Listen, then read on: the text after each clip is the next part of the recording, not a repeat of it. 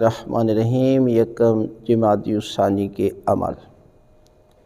یہ پورا مہینہ جناب سیدہ فاطمہ الزہرا سلام اللہ علیہا سے منسوب ہے، بی بی کی شہادت اور بی بی کی ولادت۔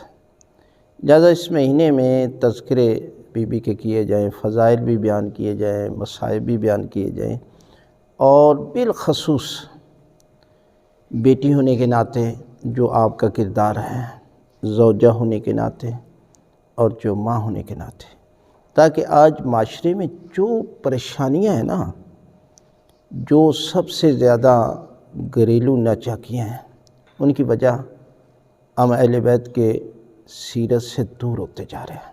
میاں بیوی کا جو کردار ہے، جو حقوق ہیں، لہذا اپنی زندگی میں بالخصوص خواتین جناب سیدہ کی سیرت کو، سنت کو اپنائیں تو یقیناً دنیا و آخرت میں کامیاب ہو سکتی ہیں۔ یکم جمادی الثانی کو یعنی پورا مہینہ یہ اعمال بھی کریں اور ساتھ ساتھ ان کا تذکرہ بھی کریں۔